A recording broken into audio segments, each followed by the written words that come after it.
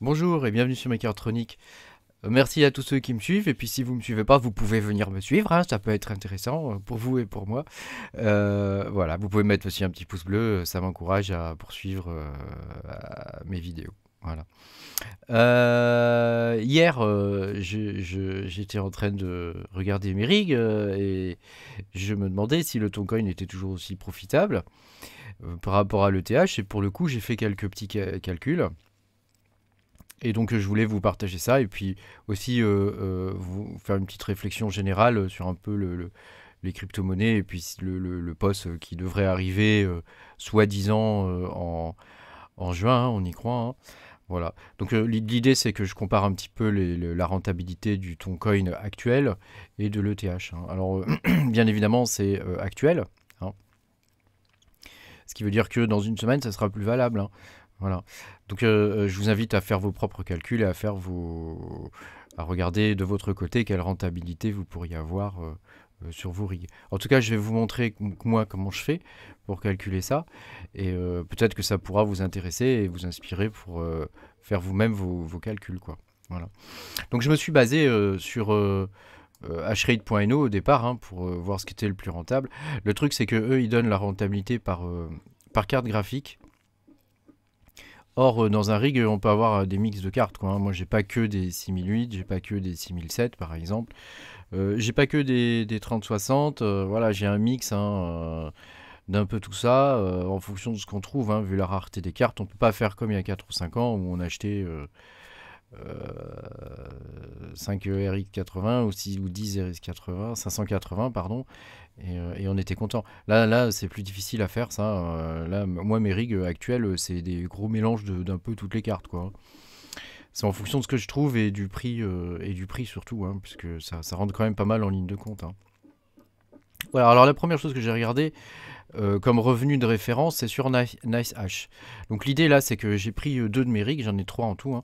L'idée, c'est que j'ai pris deux de mes rigs GPU et j'ai regardé combien ils pouvaient rapporter sur NiceHash. Donc j'ai mis mes cartes graphiques, hein, donc j'ai 4 3070 non LHR, j'ai une 3060 Ti EFE, j'ai une 3060 Ti normale, LHR pardon. Ouais,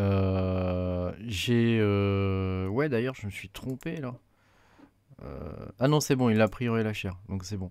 Voilà, ensuite j'ai une vieille 1080, hein, c'est la carte de mon PC voilà, que j'ai réutilisée. Des 6700, j'en ai 6. Des 6600, j'en ai une.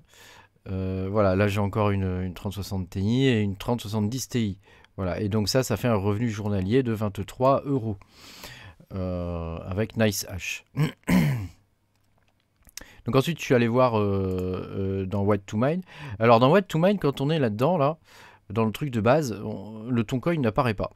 Alors je pense que les fondations qui tiennent les monnaies, ils doivent payer sûrement pour apparaître là. Parce que quand on va chercher un petit peu plus loin, c'est-à-dire que quand on va dans GPU ici, et ben là, il apparaît. On peut voir qu'il y a un classement exactement comme sur Hashrate.no. On peut voir qu'il y a un classement où on voit que, par exemple, pour les 6800, XT, la plus rentable, c'est le Toncoin avec 3 $ par jour.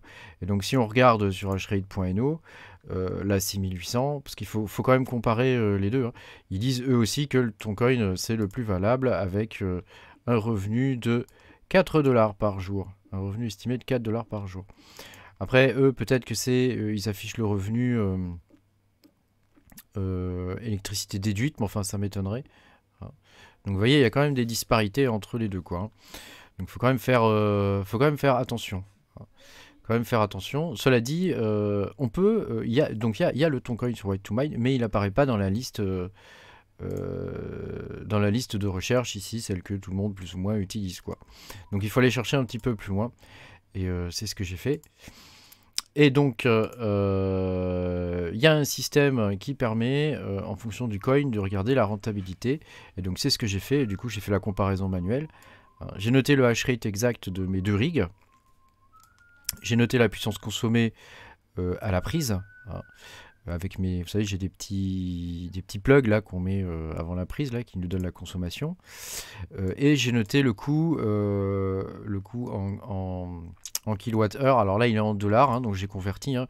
Donc ça correspond à 0,17 euros, 17 centimes d'euros.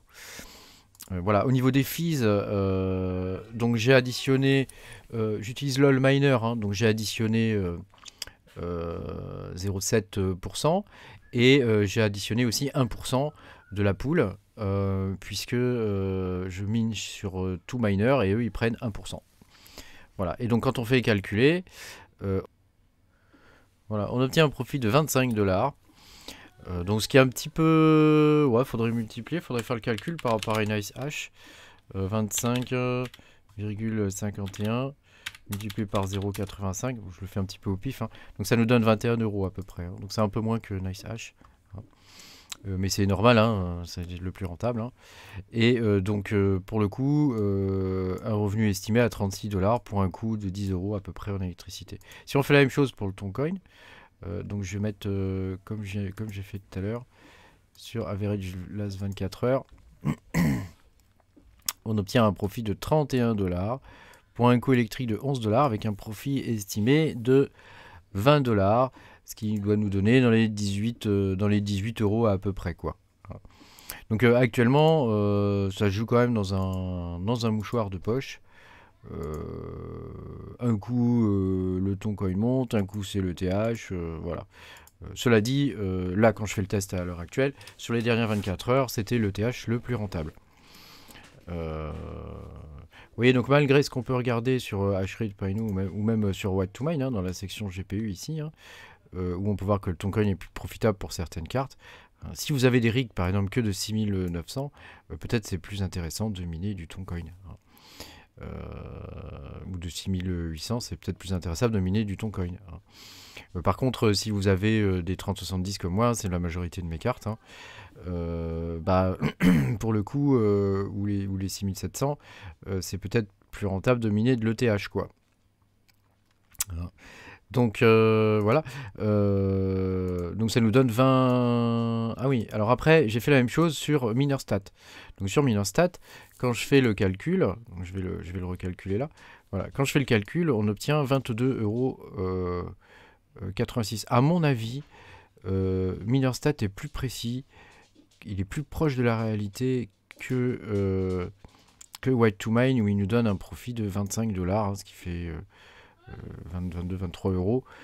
Je pense que Minerstat est plus proche de la réalité. Hein.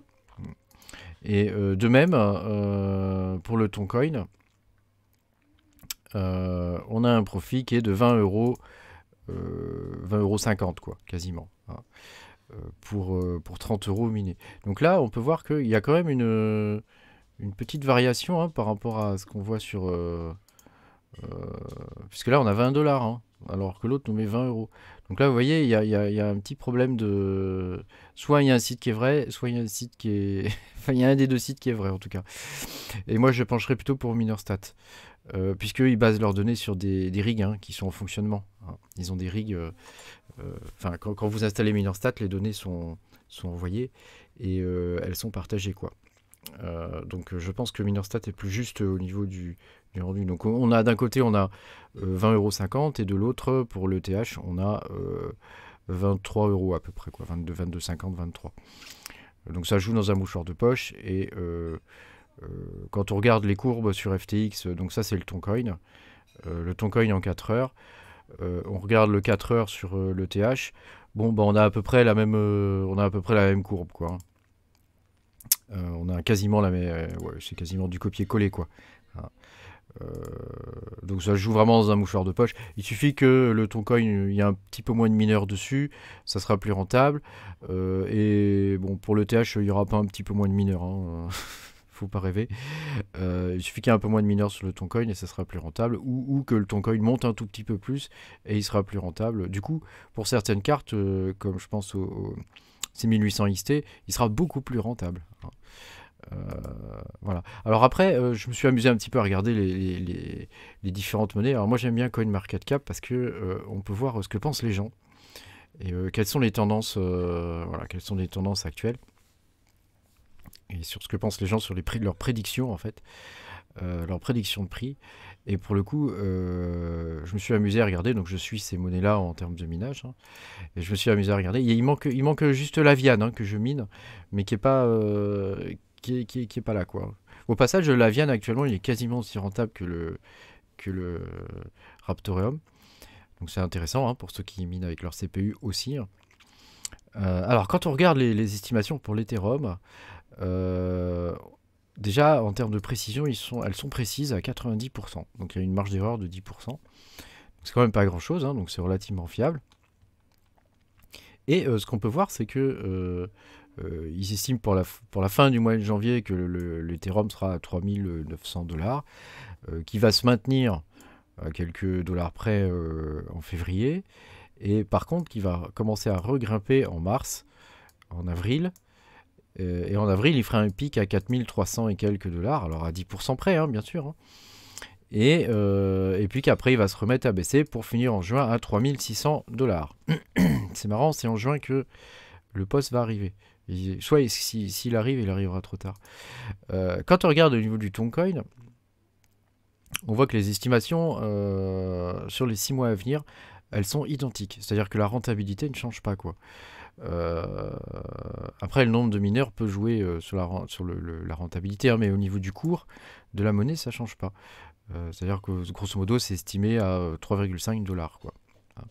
Donc ça peut être intéressant comme donnée, hein. C'est-à-dire que c'est quelque chose qui est stable, sachant que là, la précision historique, elle est de 80%. Donc c'est plus ou moins 20% près, quoi, hein. Donc bon, sur 20%, ça peut être à la hausse ou à la baisse, ça peut jouer quand même pas mal sur la rentabilité de la monnaie. Après, c'est à vous de voir. Après, je me suis amusé à regarder pour l'ergo. Bon, alors c'est pas une monnaie qui est beaucoup minée, hein, quand même, hein, et la précision historique, elle est de 23%, hein, donc bon, c'est quand même pas terrible. Et d'ailleurs, c'est un petit peu n'importe quoi, puisqu'on voit qu'elle est à 7 $ là, et puis qu'elle passe à 15 $. Alors là, j'ai quand même j'ai hâte de voir si ça va se faire ou pas, quoi, hein. Elle monte quand même à 15 $ pour le mois de février, pour se maintenir, hein, dans les 15-16 $ par la suite, quoi. Donc bon, à voir, ça peut être un bon coup à jouer dans le cas où, voilà, où l'ergo deviendrait de nouveau encore plus rentable à miner, hein. Alors le Cortex, c'est une monnaie que je suis et qui m'intéresse. Bon, alors il n'y a pas les estimations sur les 6 mois, hein, il y a les estimations sur les 5 mois, mais on voit que c'est une monnaie qui se maintient et qui a tendance à monter, hein. Ah oui, j'ai oublié de vous dire, au niveau du Toncoin, il y a un point quand même qui est important. Pour les gens qui aiment accumuler des tokens, c'est qu'il y a une max supply. Donc ça veut dire que grosso modo, le nombre de tokens, il est capé. Donc comme il est capé, ça veut dire qu'il n'y en aura pas plus. Alors je crois que c'est 5 millions. 5 millions de Toncoin maximum, ou 5 milliards, je sais plus, faudrait vérifier sur le site. Mais voilà, il est capé, ce qui n'est pas le cas de TH. Ce qui veut dire que le Toncoin, si vous en accumulez, à un moment donné, si la sauce prend, à un moment donné, le Toncoin, il va prendre de la valeur. Donc ça peut être pas mal d'en accumuler un peu. Alors une autre que j'ai regardé, c'est le flux. Le flux, on en entend pas mal parler. Et en termes d'estimation, là, c'est précis à 60%. Bon. Donc ça vaut ce que ça vaut, hein. Donc pour le coup, le flux, on part de 2 $ et on arrive à 5 $. Bon, alors les 5 $ en juin, pourquoi pas, à voir. À voir, mais enfin elle se maintient aux environs de 3 $, 3-4 $, et après elle monte à 5. À voir, si ça se tient, mais ça peut être un bon coup à jouer le flux, hein, aussi.